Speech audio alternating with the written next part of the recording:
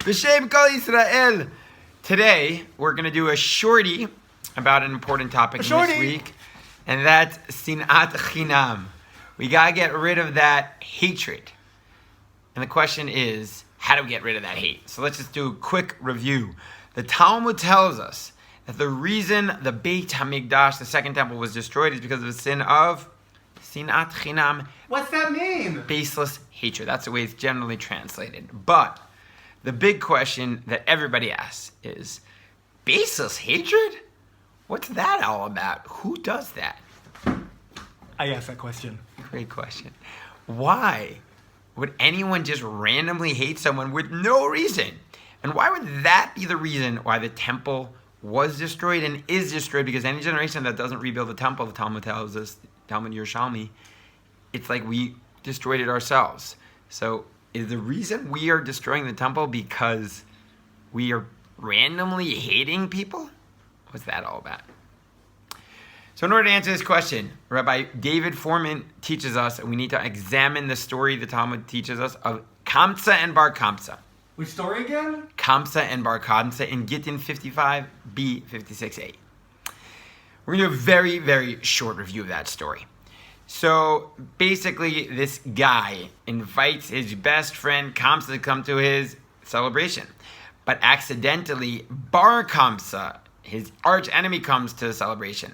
Bar Kamsa's sitting there having a l'chaim, having a good time, when the man who makes the party sees Bar Kamsa, gets so angry, and he throws him out. Bar Kamsa's begging him, please let me stay, don't embarrass me. No! And he throws him out of there. Now Bar Kamsa is angry, real angry. How angry was he? Very, very angry.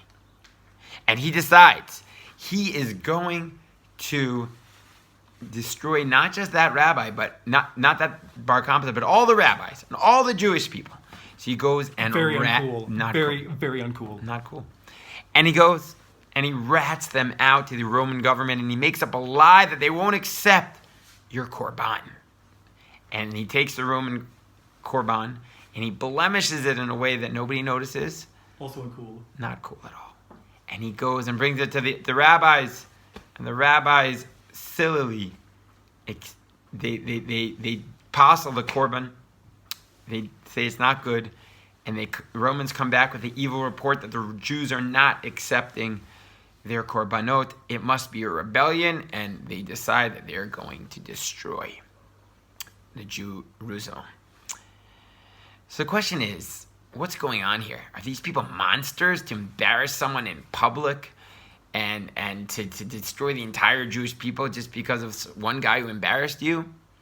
So Rabbi Foreman explains, no, actually what's going on here is baseless hatred, meaning to say they were angry, but they let their emotions get the best of them. And instead of just being like, yeah, well, maybe he didn't mean, he maybe just got confused about coming to the wedding, this person says, I'm angry. How dare he do whatever he did, which is why I was angry at him in the first place. He must be coming to embarrass me. And you let your emotions take control of you, and that's why I kicked him out. And then this Bar Kamsa guy lets his emotions get, he says, wow, how could they have done that to me? And he really should only be a little angry at the rabbis, but he's a lot angry because he takes his anger in one place and he misapplies it to another, and he decides, I'm going to destroy everyone. And the Romans too, they're angry and they're going to destroy the whole Jewish people. And it seems crazy, but it's really the essence of all anger is that.